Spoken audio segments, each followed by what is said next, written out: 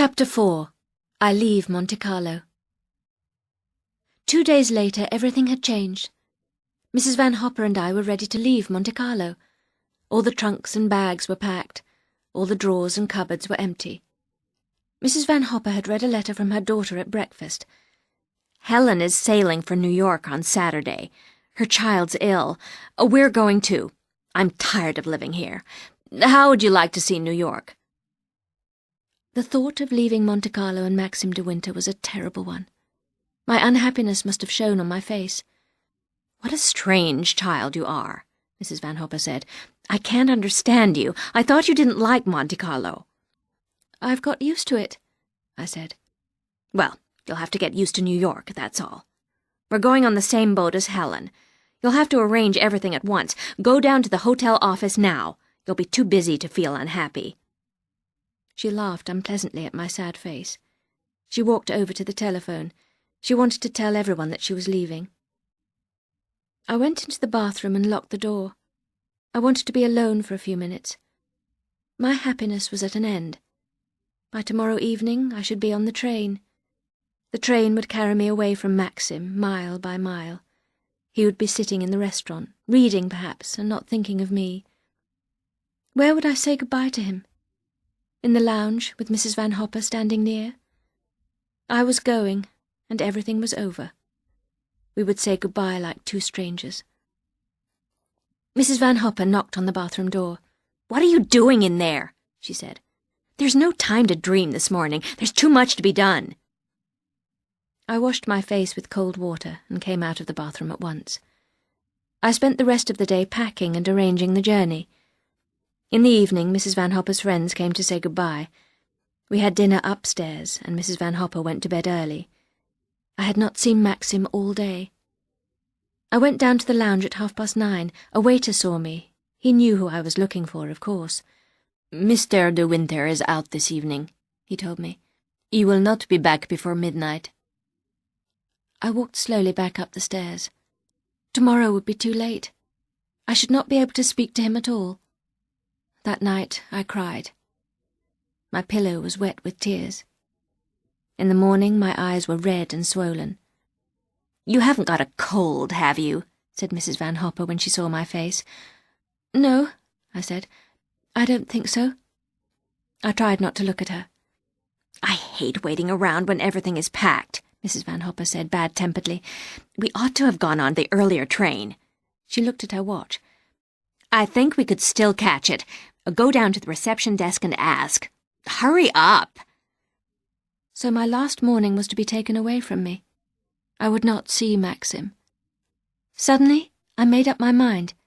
Instead of going down to the reception desk, I ran up the stairs. I knew the number of his room. I knocked on the door. "Come in," Maxim shouted. I opened the door. He was having breakfast at a small table in his sitting room. I stood by the door, feeling silly and awkward. "What do you want?" he said. "Is something wrong?" "I've come to say goodbye," I said. "We're going this morning. In about an hour. I thought I would not see you again." Maxim stared at me. "Why didn't you tell me about this before?" he said. "Mrs. Van Hopper only decided to leave yesterday. Her daughter sails for New York on Saturday, and we're going with her. I don't want to go. I'll hate New York." "Why go there, then?" "I have to. I work for her, you know that. I can't afford to leave her." "Sit down," he said. "Have some coffee." "I haven't time," I told him. "I should be downstairs now." "Never mind about that. I've got to talk to you." I sat down at the table.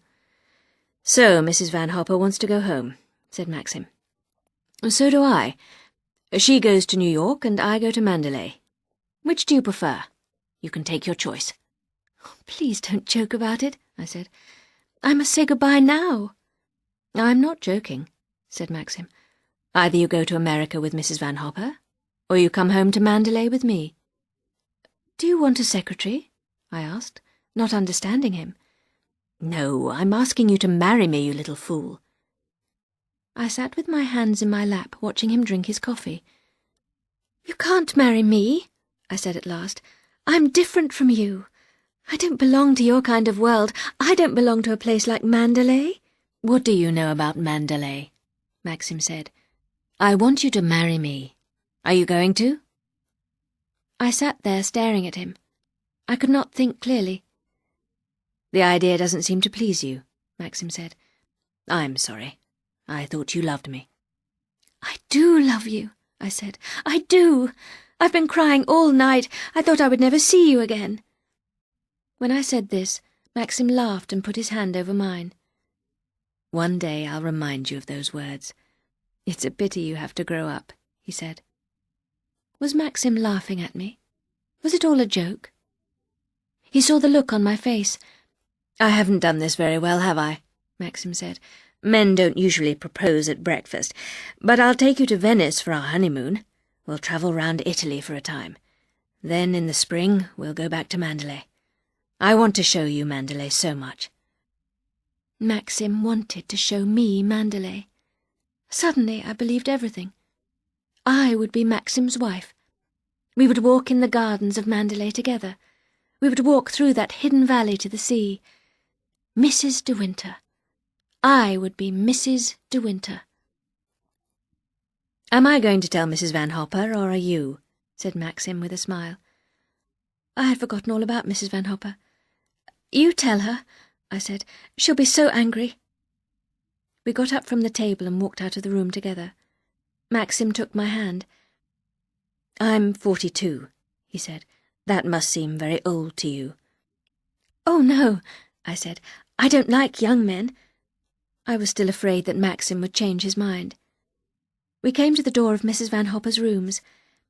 I think I'll talk to her alone, Maxim said. I'll tell her we are getting married very soon. We'll have a quiet wedding.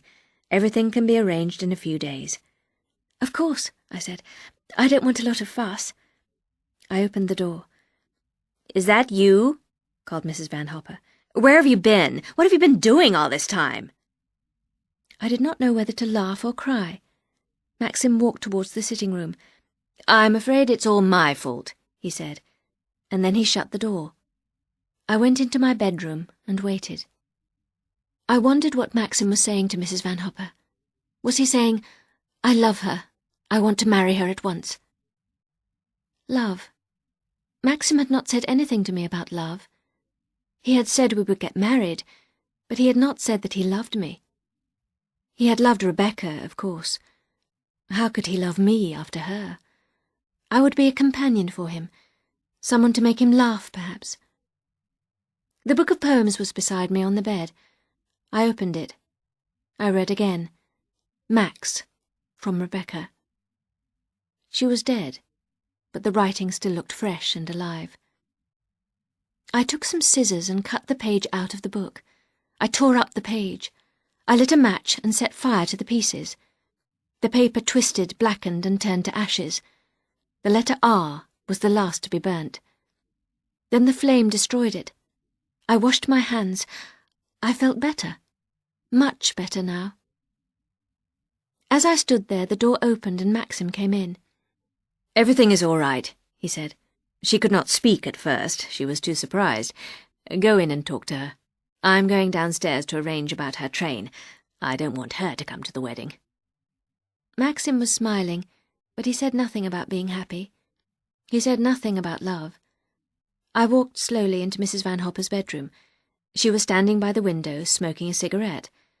She turned round and looked at me carefully. Well, she said, you are more clever than I thought. How did you do it? I did not know what to say. Mrs. Van Hopper was smiling, but there was no kindness in her smile. It was lucky for you that I was ill, she said. You certainly made the most of your time. He tells me that he wants to marry you in a few days. Well, I can't stop you. He's much older than you, you know. He's only 42, I said. I know what I'm doing. Mrs. Van Hopper looked at me again with the same unpleasant smile. I hope you do. You won't find it easy to look after Mandalay. You haven't any experience and you're too shy. Max de Winter is very attractive, of course, but I think you're making a big mistake. I did not say anything. I was young and shy, I knew that. But I was going to be Mrs. de Winter.